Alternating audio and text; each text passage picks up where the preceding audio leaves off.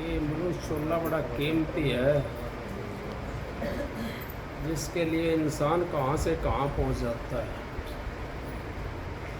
अब हमारा कोई मौका मिला है परमात्मा की भक्ति करने के लिए। भाई ने शब्द गाया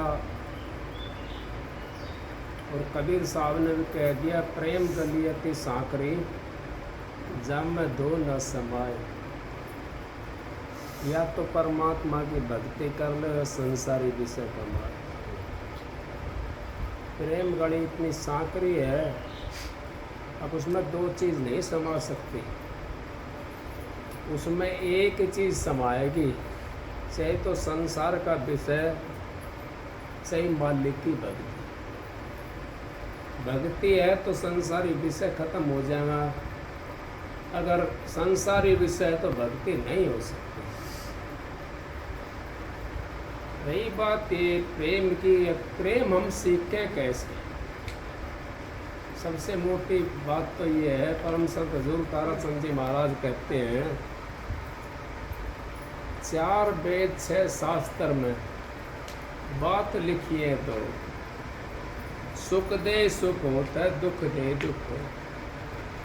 अब जब जीव को हम सुख देना शुरू कर देंगे तो हमारे को सुख होना शुरू हो जाएगा। जब हम अपने पड़ोसी को, अपने यारे को, प्यारे को, मिंतर को जब हम प्रेम देना शुरू करेंगे तो हमारे को प्रेम मिलना शुरू हो जाएगा। और वो खुदा को अपने घर में बुला सकता है, उस मालिक को अपने घर में बुला सकता है। कौन से घर के अंदर? इस घर के अंदर। इस घर के अंदर वो अपने परमात्मा को देख सकता है। जब तक हमारा प्रेम नहीं है हम उस परमात्मा से नहीं मिल सकते। किसी किसी का तो ऐसा चेहरा होता है, अब उसके अंदर तो चेहरे पे भी प्रेम नूर झलकता रहता है, और किसी का ऐसा चेहरा होता है चाहे कितना भी खुश हो लेकिन वो गुस्सा सा दिखाई देता है उसके अंदर, नहीं देता? चाहे कितना भी खुश हो, कई चेहरे देखे ना आपने, कितना भी खुश हो लेकिन गुस्सा दिखाई देता। और किसी के अंदर गुस्सा भी नहीं होता, वो चेहरा अपना आप दर्शा देता हमारे को। आप ये मत सोचो कोई पहचानता नहीं है, ये संसार कसौटी है, ये संसार हर जीव को पहचानती है, और कोई बताए ना तो बात दूसरी है, लेकिन सबको सबका पता होता है। 2 दिन पता नहीं पड़ेगा, 3 दिन पता नहीं पड़ेगा, 4 दिन पता नहीं पड़ेगा। जब आप लगातार संपर्क में रहोगे तो आपको ज़रूर पता पड़ जाएगा। अब इसका पवित्र विचार है या इसका घटिया विचार है, इसकी वृत्ति कैसी है, वो पता पड़ जाएगा। कोई अपना काम काटने के लिए बताता नहीं तो बात दूसरी है। क्यों? अब वो सोचता है अब चलो भाई कभी ना कभी सुधार हो जाएगा इसके अंदर, उसका भी काम बन जाएगा। लेकिन अगर हमने मनुष्य चोला धारण करके और इसके अंदर प्रेम की वर्षा नहीं करी तो परमात्मा से कैसे मिलेंगे? परमात्मा ही प्रेम है और प्रेम ही परमात्मा है। जिसके अंदर वो प्रेम जग गया ना मालिक के नाम का, तो हमारी भक्ति तो बन गई। हमारे को जाना कहाँ है? कहीं से लाना थोड़ी है मालिक को पकड़ करके। उसका प्रेम, ध्रुव भगत को 5 साल के को प्रेम हो गया था। ध्रुव भगत को, प्रहलाद को भी उस मालिक से प्रेम हो गया। ध्रुव भगत को 5 साल कैसे हुआ प्रेम? अब वो अपने पिता की गोदी में बैठा था। अब उसकी माँ कहने लगी, वो माँ मौसी थी, माँ नहीं थी उस टाइम पर माँ। अब उतर ले गोदी से, नहीं मैं तो गोदी में बैठूंगा। मौसी कहने लगी, ऐसा तो गोदी में बैठने वाला है तो उस परमात्मा गोदी में क्यों नहीं बैठता? वो उतर कर चल दिया वहां से। ज्ञान और घाम का भी चमका लगता जीव को। अब अगर हमारा मेरा यहाँ पे आपसे स्नेह नहीं होता, प्रेम नहीं होता, तो मैं कैसे आता? मेरा 40-50 किलोमीटर दूर है, ये भाई कैसे आते आपके पास में? क्योंकि आपका जो प्रेम है, आपका जो अथाह सागर है, वो खींच करके लगता है जीव को। हमारे हम नाक सकोड़ने लग जाएं, मुंह को मोड़ के बैठ जाए, कोई आए हमारा घर में मुंह को मोड़ करके बैठ जाए, नाक सकोड़ने लग जाए, तो उस दिन तो आ गया, दोबारा नहीं आएगा वो। क्योंकि ये तो कबीर साहब ने स्पष्ट कर दिया, कह भी दिया, तुलसी साहब ने भी कह दिया, आए का दर नहीं चलते का नहीं सने, तुलसी वा घर मत जाइए से कंचन बरसे में। आए का आदर करे चलत नवावे शीस, तुलसी ऐसे मित्र से मिलना विश्वा 20। कैसे मित्र से तो विश्वा 20 मिलना है हमने, जो आए का उधर आदर करे। फिर क्या बात, हम तो कुछ आदमी ऐसे होते हैं, यूँ सोचते हैं हमारे खाने पीने की नहीं सोची, लेकिन आय का आदर क्या होता है? अब मान लो मैं आपके पास में यहाँ आ गया और आपके पास में कोई दूध नहीं, कोई चाय नहीं, पानी नहीं, एक फोका पानी रखा है, आपने एक मटके के अंदर से गिलास पानी का देना है, पानी पिलाना है, दूध की सेवा नहीं करनी, वो चाय की सेवा नहीं करनी। आ भाई बैठ और पानी पी, कितना आदर होगा। अगर कोई आदर को समझने वाला होता है तो इतना ईमान बहुत होता है। हम घर में किसी का जाते हैं, अगर वो अगला आदमी ना बोल रहा है तो उस दिन तो चले जाएंगे, आगे नहीं जाएंगे उसे घर में, क्योंकि वो सोचेंगे अपना आप ही उसको ये लगने लग जाता है कि तो बोल रहा है नहीं भाई तू इतने दूर से चल का है, अच्छा नहीं लगा। तो इसी करके हम उस संसार से, उस परमात्मा से, अगर हमने संसार से छुटकारा पाके परमात्मा से मिलना है तो हमने अपने हृदय के अंदर प्रेम को भरना पड़ेगा। और प्रेम जब भरेगा, जब हमारे इसके अंदर से गंध निकल जाएगा, जब तक हम समझेंगे ना ये तो मेरा है, ये मेरा है, जब तक वो प्रेम नहीं भर सकता। हम अपने से प्रेम करते हैं, दूसरे से नहीं, अपने से प्रेम करते हैं। अब कहीं भी बैठे, हम शाम को घर में क्यों जाते हैं? प्रेम है घर से जब तो जाते हैं ना।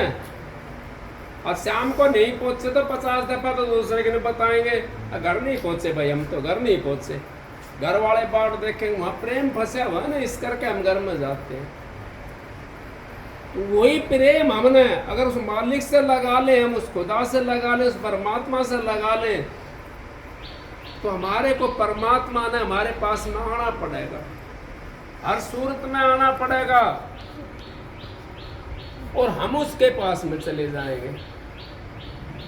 भाई ने एक शब्द गाया था, अकाया तेरी पावनी हंस बटे लोग। ये इंसान का जो चोला है, ये पावना आया हुआ है यहाँ पे। बाप यूं कहो पावना तो पावना होता है, पावना जाता है ना आकर के, वो वहां बसेरा करके तो नहीं बैठता पावना, और बसेरा करके बैठता है वो आकर के चला जाता है। कुछ समय, चाहे 2 दिन रुको, चाहे 3 दिन रुको, चाहे 10 दिन रुको, चला जाए, उसने जाना पड़ेगा, क्योंकि वो तो पावना आया हुआ है। इसी तरीके से हमारा शरीर भी ये पावना आया है, और जो हंस इसके अंदर बैठा है वो बटे हुए है। काया तेरी पावनी हंस बटे हुए लोग, जो हंस बैठा है वो बटे हुए है, और ये काया पावनी, इसने तो काया जिसने मिली है, कोई 10 दिन में, कोई महीना में, कोई 10 साल में, कोई 50 साल में, कोई 100 साल में, सबने जाना है। यहाँ तो पावने आ रहे हैं सारे, कोई भी ऐसा नहीं है जो पावना नहीं आया। हंस हमारे अंदर वो जीवात्मा बैठी हुई है, उसको हमने परमात्मा से मिलाना है। अब पावना तो हम आगे शरीर को धारण करके यहाँ पे, लेकिन वो हंस को तो नहीं मिला है उस परमात्मा से, अपने मालिक से नहीं मिलाया, खाली चला गया, मिलाया नहीं उसको। जब तक हम उस मालिक से नहीं मिलाएंगे और वो प्रेम जब तक हमारे अंदर नहीं जागेगा, जब तक वो मालिक से मिल नहीं सकता हंस।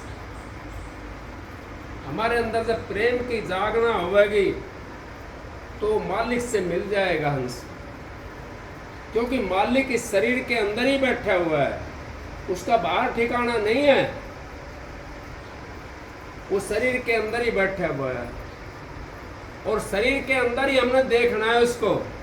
बाहर हमारे को दिखाई तो देता है, दिखाई कैसे देता है? यूं सोचते हैं ये पेड़ सूख गया, भाई इसका तो ये तो बेचारा मर गया, खत्म हो गया, दिखाई दे रहा ना अभी हरा भरा है, तो यूं लग रहा भाई हरा भरा है, पर समझ नहीं सकते उसके अंदर हम। इसी तरीके से हमारे शरीर के अंदर परमात्मा बैठा हुआ है, हर जीव के अंदर परमात्मा बैठा हुआ है, दूसरे के अंदर नहीं देख सकते, क्योंकि उसके अंदर बढ़े कैसे हम? पेड़ के अंदर कैसे पशु के अंदर बढ़ेंगे हम? जा करके पशु को तो अपने अंदर में बढ़ा लेते हैं हम, कैसे? उसको काट करके मार करके खा लेते हैं, लेकिन हम नहीं बढ़ते उसके अंदर। ये जीवात्मा हमारी उसके अंदर नहीं जा सकती। हमने अपनी जीवात्मा को अपने अंतर में ही देखना है, और जब तक हम उस अंतर के अंदर नहीं घुसेंगे परमात्मा हमारे को मिल नहीं सकता। परमात्मा से हमने मिलना है तो सबसे पहले तो हमने क्या करना पड़ेगा, ये मैं आपको बता रहा हूं। सबसे पहले हमने अपने विचारों को शुद्ध करना पड़ेगा। जब विचार हमारे पवित्र हो गए, पवित्रता जब हमारे अंदर जाग जाएगी तो ऑटोमेटिक प्रेम पैदा हो जाएगा। क्योंकि पवित्रता, आप देखा ना, कोई भक्ति करने वाला जीव होता है और उसके पास हम पहुंच जाते, आजा भाई आजा, कोड़ी भर के मिलता है। क्यों मिलता है? कोड़ी भर करके। और वैसे भी कोई मंदिर की भक्ति करने वाला भी होता है ना, वो भी कोड़ी भर के मिलता है, क्योंकि उसके अंदर भक्ति का अंकुश पड़ा हुआ है, उसके अंदर उस प्रेम का अंकुश पड़ा हुआ है। वैसे घर से ले जाओ, इतना कोड़ी भर के नहीं मिल सकता वो।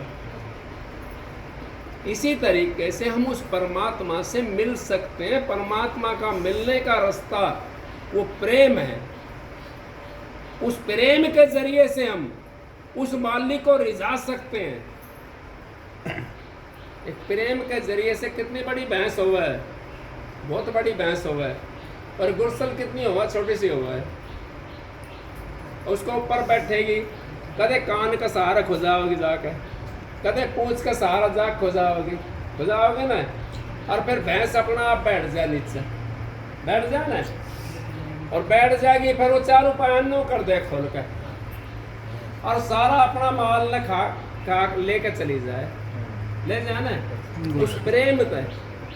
अगर वो जाओती कड़ी चोंच मार दे तो भैंस बैठने देगी उसने? नहीं बैठने देगी, चोंच मारेगी, वो खुजावेगी जाकर, फुरबुन्नू करके नू करेगी इसके सहारे से, इनके सहारे वो खुजावेगी। तो इसी तरीके से अपना ऐसा प्रेम दिखाओ आप।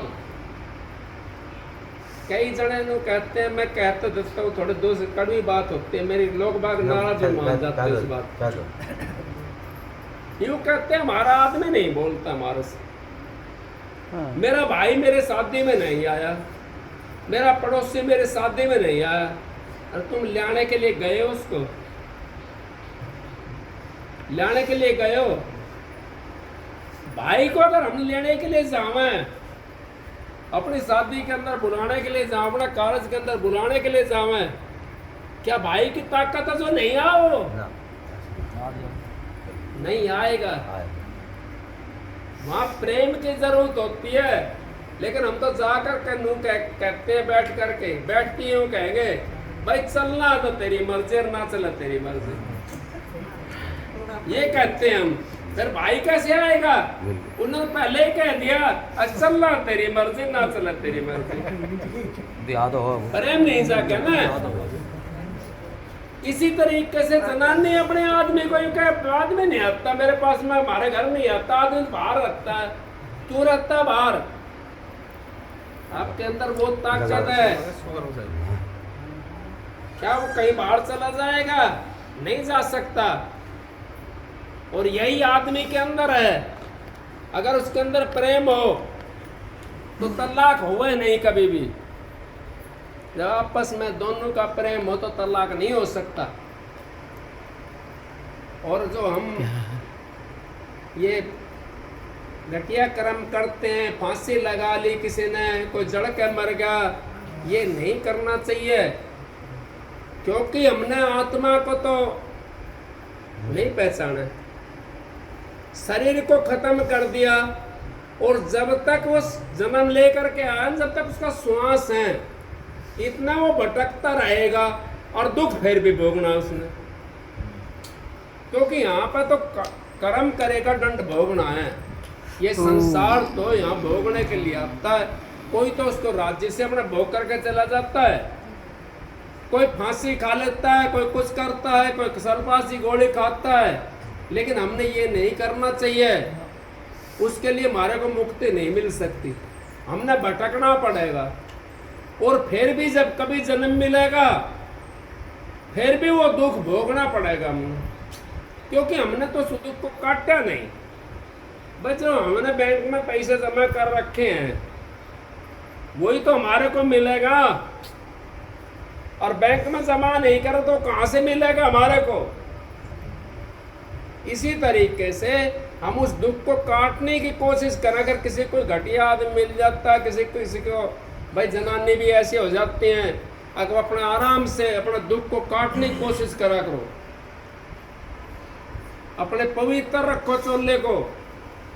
जितना आपका पवित्र होगा चोला, उतनी आपकी औलाद बढ़िया रहेगी, उतना आपका पड़ोसी बढ़िया रहेगा, उतना आपका गांव माहौल बढ़िया रहेगा। तो पवित्र चोला नहीं है तो भाई औलाद को कैसे पवित्र करेंगे हम? अपने पड़ोसी को कैसे पवित्र करेंगे? हमारे अंदर खुद जहर भरा पड़ा है तो कैसे करेंगे पड़ोसी को पवित्र? क्योंकि हमारे पास तो जहर है। सांप के पास जहर होता है, चाहे कितना दूध पिला लो उसको, वो तो जहरे बना होगा। और जिसके पास में इमरत होता है, वो घास फूस खा के भी इमरत बढ़ा लेता है। इसी तरीके से हम उस मालिक का अगर हमने मिलना है उस सतगुरु से, तो हमने घटिया कर्म नहीं करना, ना फांसी खानी, ना कोई और काम करना। अपने सतगुरु से जो दुख मिला हुआ है उसको हंस करके भोगने की कोशिश करो। और मैं तो ये कहता हूँ, आप सत्संग में आते हो तो यूं समझ लो आपने पता नहीं कितना दुख भोग लिया। सत्संग में जो जीव आता है, अब देखो कि सबको दुख हो रहा होगा थोड़ा बहुत, तो किसी को बैठने का दुख है, किसी का हाथ दुख रहा होगा, किसी का पैर दुख रहा होगा, कोई किसी तरीके से। लेकिन सत्संग में सारे को भूल जाते हैं। और दुख भी हमने भोग लिया, वो दुख भी हमने भोग लिया बैठ करके यहाँ पे, और उसकी भूल भी पड़ गई और समय भी निकल गया। वो 1 घंटा तो भोगना, तो सत्संग बैठ कर भोग लिया। वो हमारे हाथ भी दुखे, पैर भी दुखे, लेकिन हम तो सत्संग में भी आराम तलब हो जाते हैं ना। इसी करके जो संत महात्मा जो नाम देते हैं, वो पहले दुख को कटवाते हैं जीव से। यूँ सोचते हैं उनके नाम दे दिया, भजन के ऊपर बैठना, भाई साधन पे बैठना है। कोई 10 मिनट बैठता है, कोई 15 मिनट बैठता है, कोई घंटा बैठता है, कोई आधा घंटा बैठता है। उसमें हाथ भी दुखता है, पैर भी दुखता है, सिर भी दुखता है, परेशानियां बहुत ज़्यादा होती हैं।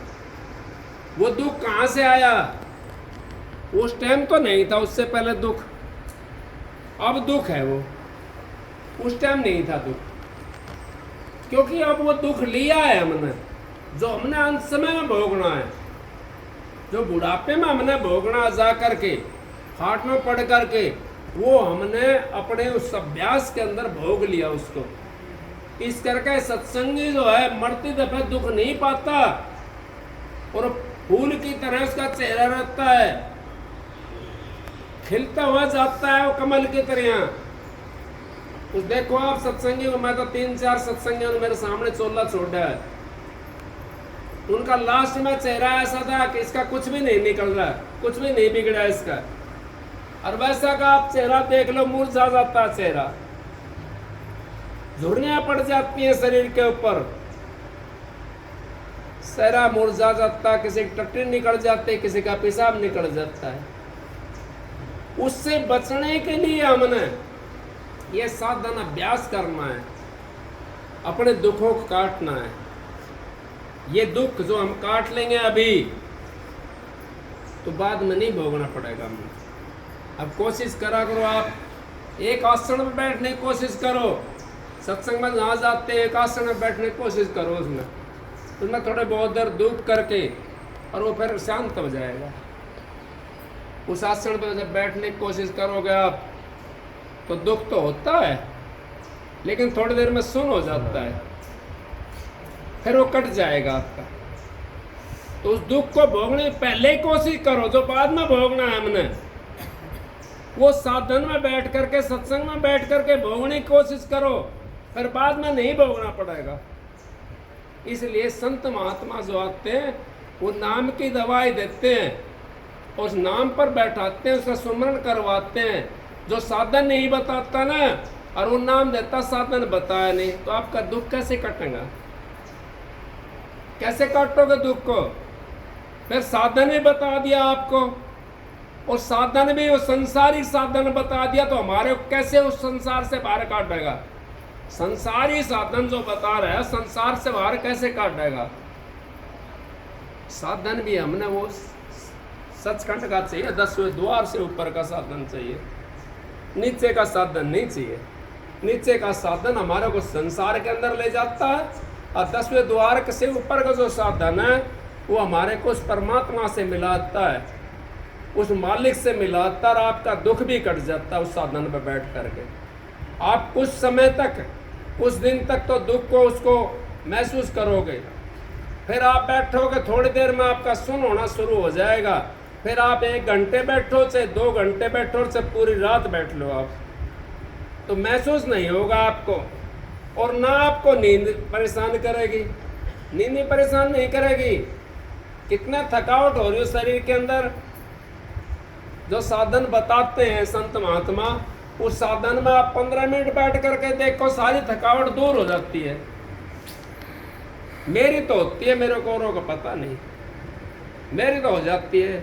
ये नु कहते हैं आप तो सोते नहीं हो, मेरा कोई टाइम ही नहीं सोने का, ना मैंने पता सोने का पता, ना जगने का पता। जब आँख खुल जाती, जब बैठ जाता हूँ, जब नींद आती सो जाता हूँ, नहीं आती तो मैं बैठा रहता हूँ।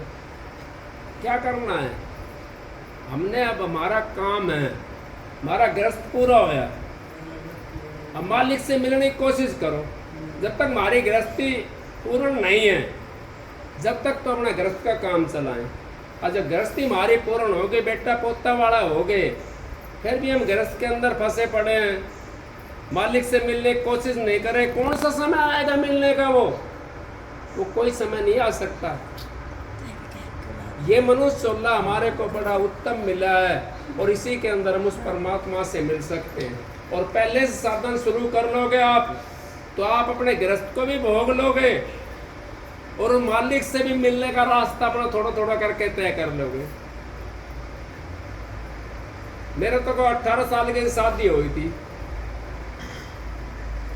और जब 19 साल का हुआ, जब मेरे को नाम मिल गया। क्या मैंने गृहस्थ नहीं भोगा? गृहस्थ मैंने भोगा, लेकिन अपना काम भी करा। 40-44 साल हो गए मेरे को नाम लिए हुए, मैंने अपना काम भी करा, धंधा भी करा अपना, और मालिक का भजन भी करा, और आपके बीच में बैठा हूँ। लेकिन मैंने एक ही चीज़ रखी है, अपने गुरु के वचन के ऊपर विश्वास। उससे मैं तेरे हूँ, अपने गुरु के वचन के ऊपर विश्वास रखा, और उनके वचन पर चलता रहा, और अपना काम भी करता रहा। तो मैं बाबा जी थोड़ी था, लेकिन अब आपने बाबा जी दिखाई दे रहे हो। क्यों? आपको साधन से उस मालिक के नाम से, उस मालिक के जो नाम को समझ लेता है, सही तो 8 साल का और से 60 साल का हो, महाराज जी परम संत हजूर ताराचंद जी कहते हैं 60 साल का भी भक्ति कर सकता है और 8 साल का भी भक्ति कर सकता है। गुरु भगत जब चला उस गोदी से उतर करके तो आकाशवाणी हुई कि आपने क्या कर दिया, अनर्थ हो जाएगा, अनर्थ हो जाएगा। ये तो चल दिया उस परमात्मा से मिलने के लिए, तो बोले क्या करें, अब इसको रोको किसी तरह करके। तो बच्चा था, उस 5 साल का था उस टाइम, बच्चा था। वो चला आगे की साइड में। या आपको एक अपनी रहनी सहनी बताता हूँ मैं, जो मेरी समझ में बात आई वो बता रहा। कमटा के धरी थोड़ा निकल लिया नगरी से, बोला बुलाओ राजा, उसको काम खराब हो जाएगा, उसको लोभ दो। राजा ने भेजे अपने से पैसा लाल दूध भेजे, नो बोला भाई कह दो आजा, उल्टा तेरे को आधा राजपाट दे देंगे, आधा राजपाट दे देंगे, उल्टा आजा। उसके पास में गए, कहने लगे भाई तू चल वापिस, तेरे को आधा राजपाट मिल जाएगा। नो बोले मैंने तो अभी तो 4 कदम रखे हैं उस परमात्मा से मिलने के लिए जो मैंने अपने जीवन में धारण करी है, वो बता रहे हूँ मैं आपको। उस परमात्मा से मिलने के लिए मैंने 4 कदम धरी है, नगरी से बाहर निकला हूं मैं। और मेरे को नगरी से बाहर निकलती है आधा राजपाट मिल रहा है, और परमात्मा से मिलेगा तो मेरा क्या मिलेगा। मैं बोला भाई मैं नहीं हूँ राजपाट, तुम जानो तारा काम जाना है, मैं तो परमात्मा से मिलूँ। जब जा करके गुरु 5 साल का देख लो आप, अब वो अब गिनती होती है उसकी। इस तरीके से हमने अपने जीवन को सुधारा। मैंने तो एक ही बात सोची है, नहीं तो अरब खरब में एक महल को जाई, नहीं तो नंद के पानी भाईगार एक महल को जपता है अरब खरब में। अभी आप देख लो, क्या पता वो अरब खरब में जाने वाले आप ही हो, इतना जीव थोड़ी संसार में, क्या पता आप ही हो जाने वाले। क्योंकि जिसके पास में पता होता चिट्ठी वो पहुंचती है, जिसके पास में पता नहीं होता उस चिट्ठी को डाकिया पाड़ करके फेंक देता है। जिसके पास में पूर्ण पता होगा वो चिट्ठी सही एड्रेस पे पहुंच जाएगी। जिसमें एड्रेस कहीं का है, नाम किसी का डाल दिया, चिट्ठी नहीं पहुंच सकती। चिट्ठी तो तभी पहुंचेगी जब एड्रेस पूर्ण होगा और नाम सही होगा, नहीं तो इतना चिट्ठी नहीं पहुंच सकती। तो आप लोग इतना आए हुए हो, मालिक की दया से आपसे जो सीख भी मिलती है, माता माई बाई से भी सीख मिलती है, भाइयों से भी सीख मिलती है। सत्संग की एक ऐसी लाइन है जो तो दिन दिन सवाई होती है। मीरा ने एक शब्द गाया है ना, पायो जी मैंने नाम रतन धन पायो, नाम रतन धन पायो। जिसने नाम को रतन धन पा लिया वो तो दिन दिन सवाया होता, कम नहीं होता।